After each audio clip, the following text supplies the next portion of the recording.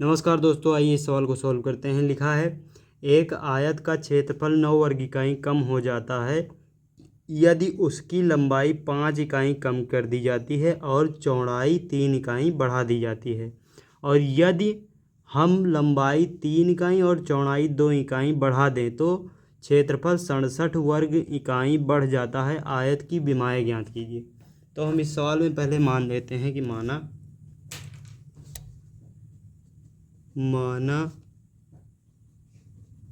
आयत की लंबाई बराबर x इकाई और आयत की चौड़ाई मान लेंगे y इकाई।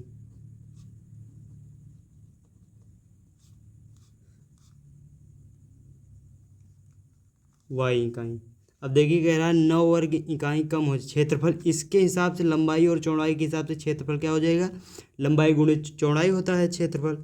तो क्षेत्रफल बराबर होता है लंबाई और गुणे चौड़ाई। तो लंबाई है x और चौड़ाई क्या है y। ये हमारा क्षेत्रफल हो गया। अब कह रहा है कि 9 वर्ग इकाई कम हो जाता है, क्षेत्रफल जो है वो 9 वर्ग इकाई कम हो जाता है यदि उसकी लंबाई 5 इकाई कम कर दी जाए और चौड़ाई जो है 3 इकाई बढ़ा दी जाए। लंबाई x माना है हमने, x माना है तो x में लंबाई कह रहा है कि 5 इकाई कम कर दी जाए, 5 इकाई कम कर दिया और चौड़ाई 3 इकाई बढ़ा दिया जाए, 3 इकाई बढ़ा दिया चौड़ाई में। तो क्षेत्रफल हमारा, ये क्षेत्रफल है एक्स वाई, क्षेत्रफल हमारा 9 वर्ग इकाई कम हो जाता है, यानी कि माइनस हो जाएगा 9 के। इसको सॉल्व करेंगे तो ऐसे गुणा करेंगे एक्स वाई हो जाएगा, 3 से करेंगे प्लस में 3x माइनस के 5y और 5 से करेंगे 5 3 15 बराबर में एक्स वाई माइनस के 9। देखिए एक्स वाई और एक्स वाई इधर से कट जाएगा दोनों, तो ये बचेगा 3x माइनस के 5y बराबर में ये 15 इधर जाएगा तो प्लस में हो जाएगा और ये माइनस है माइनस 9।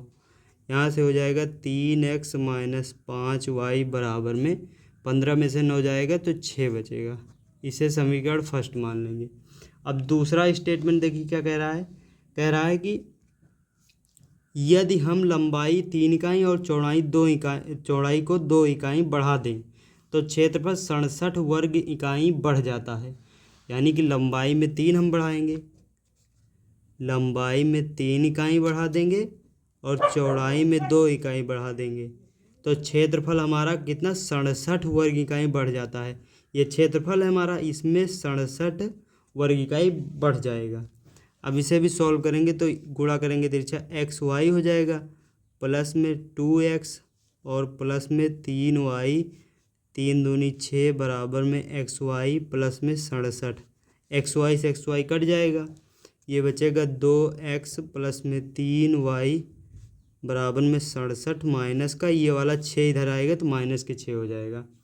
इसे करेंगे सॉल्व तो ये हो जाएगा 2x प्लस में 3y बराबर में 61। इसे समीकरण 2 मान लेंगे।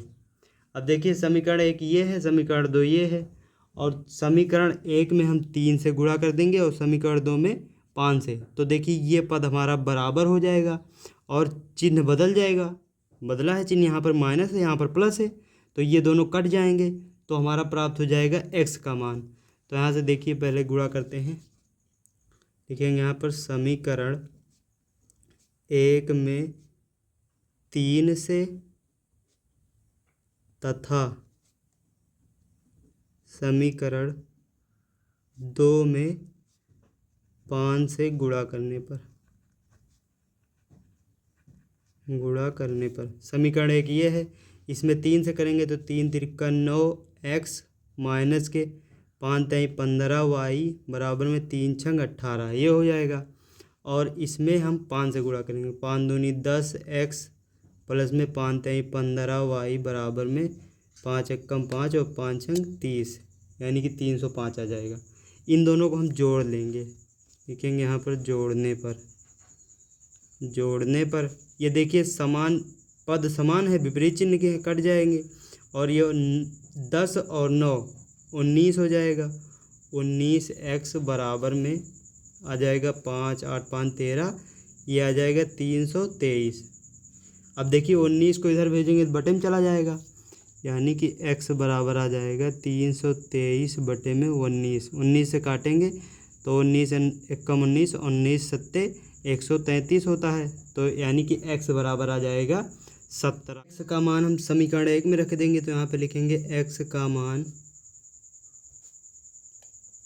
समीकरण 1 में रखने पर, समीकरण 1 हमारा है 3x माइनस का 5y बराबर में 6 है, और x का मान 17 आया है, तो यहाँ पे 3 गुणे 17 माइनस 5y बराबर में 6।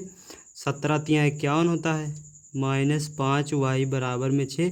6 को इधर लाएंगे, 5y इधर ले जाएंगे, तो 51 माइनस 6 बराबर में 5y। अब देखिए 51 में से 6 जाएगा तो 45 बचेगा, 45 बराबर में 5y। तो y बराबर हमारा यहाँ से आ जाएगा y बराबर 45 बटे में 5। 5 से काटेंगे, 5 9 45, यानी कि y बराबर आ गया 9। तो यहाँ पे लिखेंगे अतः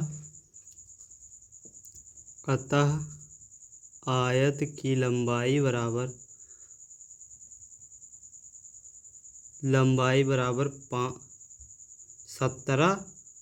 17 इकाई, और आयत की चौड़ाई बराबर